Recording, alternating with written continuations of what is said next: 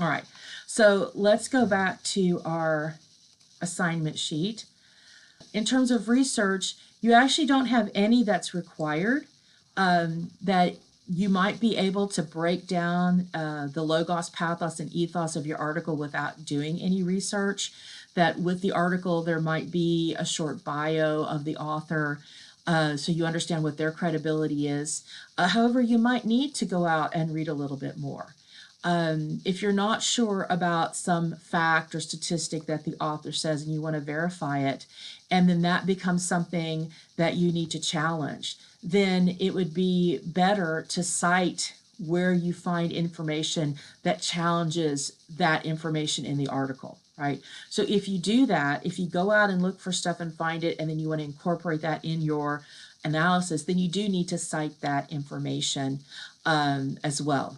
So this is a 400-point assignment, and it is one of the 4 required grades. So if you don't turn this in, you can't pass the class. All right, so we've talked about the purpose. We've talked about the rhetorical features.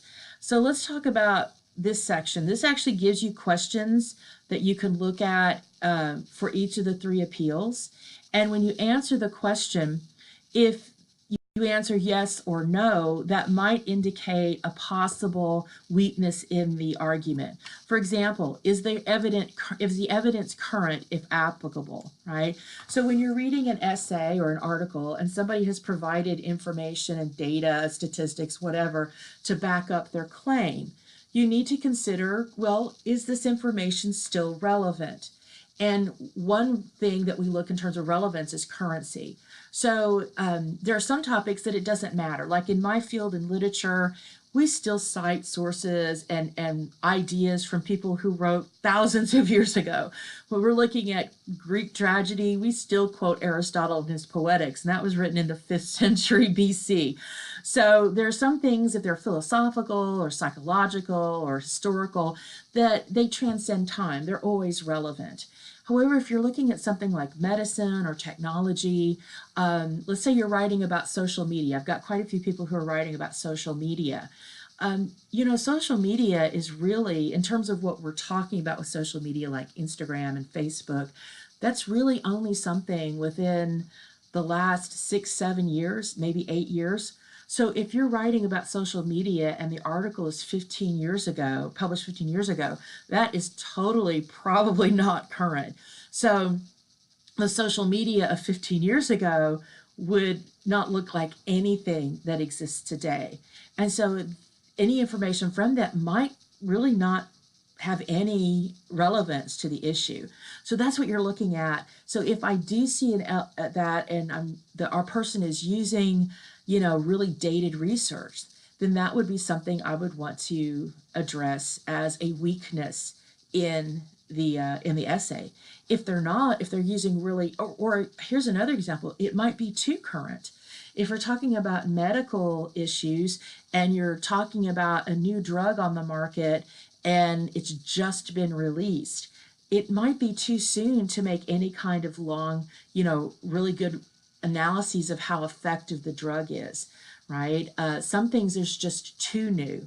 And with the internet, people can publish information so fast, whereas in the past, they'd have to wait for the article to come out and have to be peer reviewed by experts, that kind of stuff. Now, somebody can post something on their website and it starts disseminating, right? So sometimes the information might be too current, that there's not been enough time to really process, to double check, to analyze that information, and that might be a problem. So again, this is what I would look at under that kind of question. So let me talk about something that I saw in the annotated bib that I think will help you understand how to use these things, right? There is always going to be logos, pathos, and ethos in anything, right? They might not be as obvious as other times, but you're always going to have that. And this is why. When I send out something to the public, right? And you have to choose an article that the author is making some kind of claim, right? Well, we always use some kind of logos to explain and try to prove our point.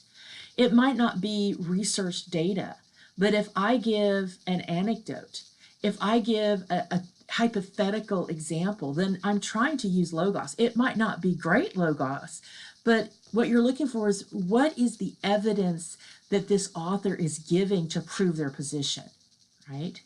You're always going to have ethos, right? That's the credibility of the author, the credibility of the publication or the publisher or the website, right? So, there's a lot more that goes in that than ethos, to ethos than that, but you always have at least, well, what do you know about the author? What do you know about the journal or the website that presented this information? So you always have some ethos to address.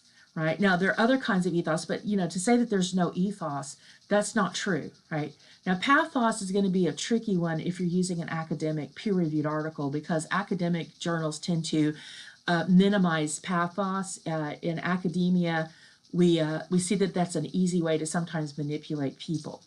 But if you remember from the handout and the video on the rhetorical triangle, pathos is the appeal that connects to the reader most directly. It's how the author is trying to get the reader's attention. How is the author trying to get the reader's buy-in, their support? And so it might not be highly emotional, but anything in there, right, that is trying to get the reader to understand how important this is can be seen as a type of pathos, right? And so it might be the reader's sense of justice, sense of fairness, fear, anger, outrage, right? Their sense of of professional ethics, right? So maybe they're appealing to pride or tradition, right?